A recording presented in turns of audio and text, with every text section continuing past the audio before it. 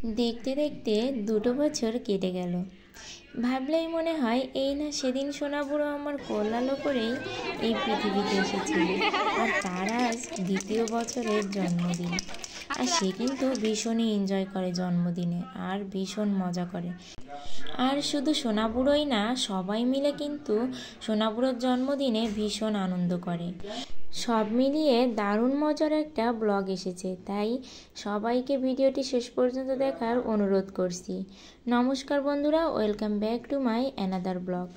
সবাইকে ভিডিওটি দেখার আমন্ত্রণ জানাচ্ছি। আজ হলো সোনাবুড়োর জন্মদিন।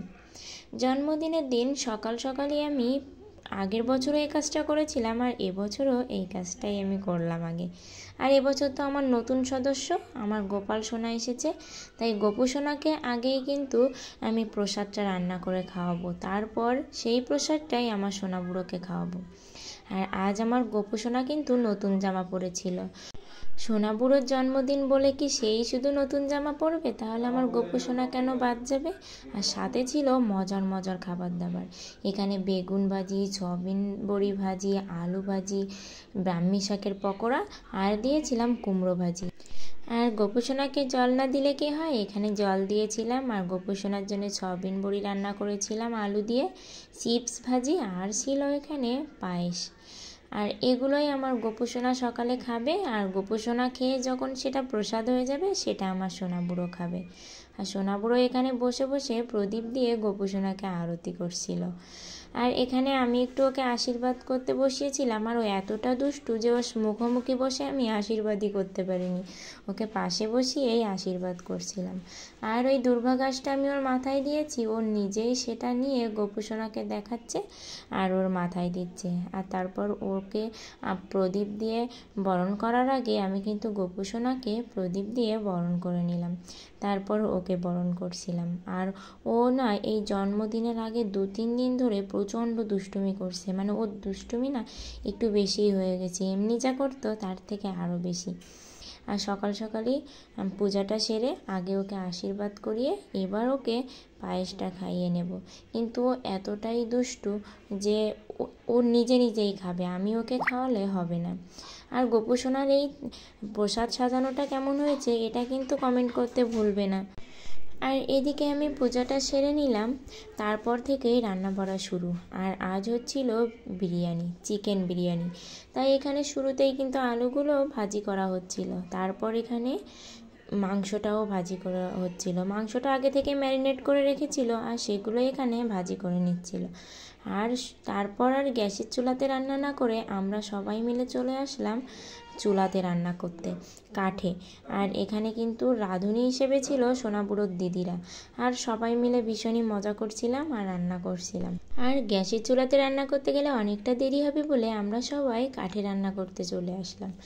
আর এখানে আমার বার্থডে বয়কে একটু দেখাচ্ছিলাম, আর সে ভীষণই লজ্জা পাচ্ছিল আর ওর মামার কোলে বসে বসে দুষ্টুমি করছিল। এদিকে কিন্তু রাঁধুনিরা মশলাটা কষিয়ে নিচ্ছিল, আর আমরা একটু দাঁড়িয়ে দাঁড়িয়ে ভিডিও করছিলাম। আর একটা সমস্যা হয় কি, আমার তো ভিডিও করে দেওয়ার তেমন কোনো লোক নেই, আর সবাই মিলে কাজ করলে ভিডিওটা করার লোকই হয় না, তাই আমরা সব ক্লিপই নিতে পারিনি। যেখান থেকে যেটুকু ভিডিও করেছি সেটুকুই দেখাচ্ছি। আর সব দিকে সামলাতে গেলে সত্যি ভিডিওর দিকে না ওভাবে একা একা ক্যামেরা করে ভিডিও করে হয় না, অন্য কেউ করে না দিলে সব রকম ক্লিপ তোলাও যায় না। সেজন্য যেটুকুই ভিডিও করতে পেরেছি সেটুকুই আপনাদের সঙ্গে শেয়ার করছি। আর এখানে মশলাগুলো কিন্তু কষানো হয়ে গেছে, এবার মাংসটা দিয়ে রান্না করার পালা। আর সব রাঁধুনিগুলোই তো দেখছেন স্বাস্থ্যের একই অবস্থা, মানে যাকে বলে বেহাল অবস্থা, তাই তো আর সবাই মিলেই মাংসটা হাঁড়ির ভিতরে ছাড়ছে। আর তারপর ছেলের বাবা আর বাদ যাবে কিসে, সেও কিন্তু খুন্তিটা ধরে মাংসটা নেড়ে চেড়ে দিচ্ছে। আর আমরা এখানে ভিডিও করছি আর মজা নিচ্ছিলাম বলে সে হাসছিল আর মাংসটা রান্না করছিল। প্রতি বছরই ভাবি যে এবছর আর সেভাবে জন্মদিন করব না, কিন্তু সোনাবুড়ো এবছর 3-4 মাস আগের থেকেই সে কেক কাটছে আর তার জন্মদিন পালন করছে।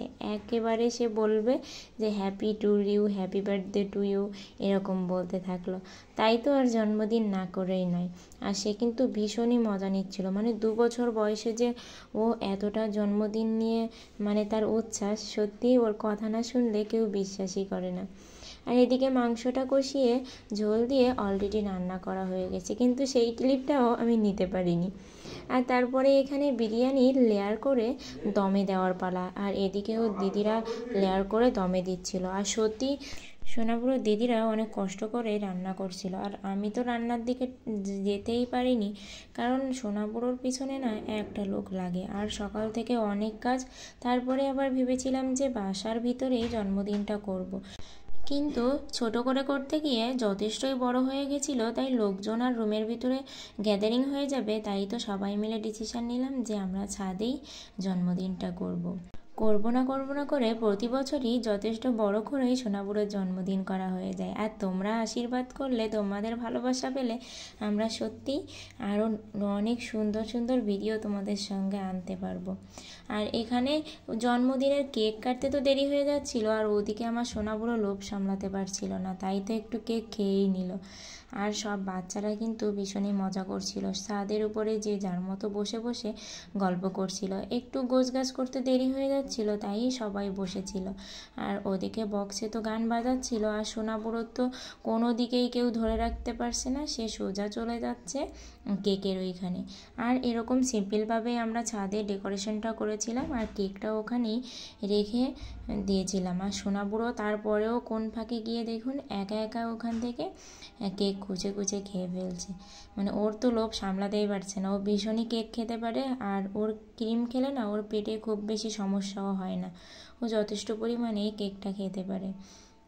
আর জন্মদিন হলো পিচ্চি বাচ্চাদের। দেখুন বাচ্চাদের জন্মদিনে কিন্তু বাচ্চারাই বেশি মজা করে, আর আমাদের বাসার প্রত্যেকটা রুমেই একটা দুটো করে পিচ্চি আছে। তারা সব চলে এসে কিন্তু ভীষণ মজা করছিল। তারপর এবার আমরা রেডি হচ্ছিলাম কেকটা কাটার জন্য। আর এদিকে সোনাপুরো তো এতটা পেকে গেছে যে ওর জন্মদিনে কারোরই হ্যাপি বার্থডে টু ইউ বলা লাগছে না, ও নিজেই হ্যাপি বার্থডে টু ইউ বলছে। আর বলে দুটো কেক আনা হয়েছিল, ও শুরুতে আরেকটা কেটে দ্বিতীয়টাও কেটে নিচ্ছিল। আর ওর নজর তো বাইরেই বেশি, যে কে কী করছে, কে কী বলছে। তারপরে দেখুন বড় গাল করে কেকটা খেয়ে নিল, আর গালের ভিতরে এতটা কেক ঢুকিয়েছে যে অন্য কেউ আর কেক ওকে খাওয়াতেই পারিনি। আর সোনাপুরোকে কিন্তু এই ড্রেসটা পরে দারুণ লাগছিল, আর সবাই কমেন্ট করে কিন্তু বলবে আমার সোনাপুরোকে কেমন লাগছিল। আর এখানে পার্টি স্প্রেটা তো ওই সময় দেইনি, কারণ কেকটা না নষ্ট হয়ে যায়, তাই এখানে পার্টি স্প্রে মারছিল, আর সোনাপুরো মজা করছিল আর নাচ করছিল। সবাই ওর এই কাণ্ড দেখে না অবাক হয়ে যায় যে আসলে 2 বছর বয়সে ও এতটা মজা নিচ্ছে ওর জন্মদিনে।